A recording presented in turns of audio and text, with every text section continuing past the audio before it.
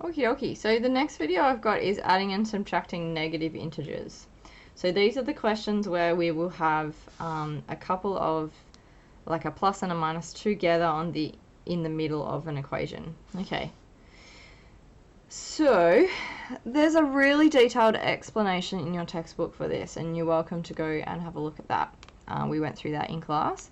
But to keep it really simple, this is the basic things that I remember when I'm doing these questions. Now, what I've got here is the different combinations that you can find in an expression or in an equation when you have an answer. What you need to remember though is what I'm going to tell you to do only applies if these are next to each other inside the equation, okay? So if you start with a negative number, let's just take this one for an example. So I've got a negative 4 plus a negative 2.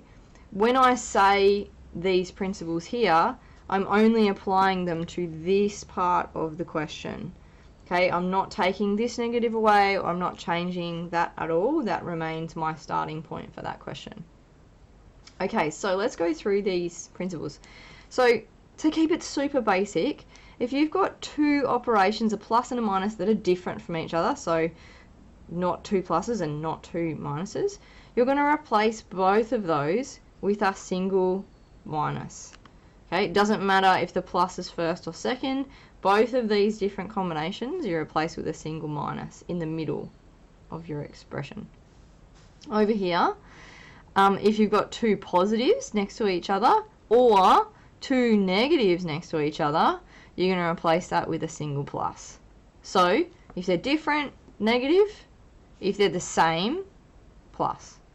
Okay, let's do some questions.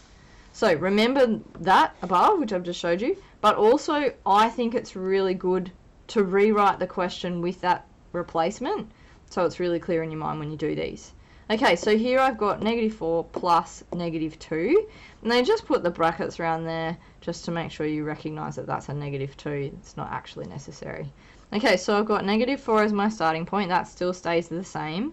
And then I've got these two operations. They're different, so I'm going to replace it with a single minus. Okay, and then my last figure is the 2. Okay, so going back to our principles from the first video that I made about this, if you're subtracting, you're moving to the left. If you're adding, you're moving to the right. Okay, so here I'm subtracting. I'm starting at negative 4, so I'm going to move to the left on the number line, so further away from 0. So negative 4 take away 2 more is going to lead me to be at negative 6. Okay, so if you draw a number line, let's say I'm at negative 4 here, negative 3. Oops, no, I've nearly stuffed that up then. Okay, worst number line in history. But if I'm at negative 4 and I'm moving to the left on the number line, I'm going to get to negative 6, so further away from 0. Okay, another example, positive 7 is my starting point. Here I'm going to replace these two operations, which are different, with a single minus because they're different. So 7 minus 3. So 7 minus 3, 4. Okay, I still move to the left on my number line. So from 7, I move 3 places down to 4. But I haven't needed to go into negatives for that question. Okay, negative 6, 2 minuses, so minus negative 2. When you have two that are the same, you replace it with a single positive.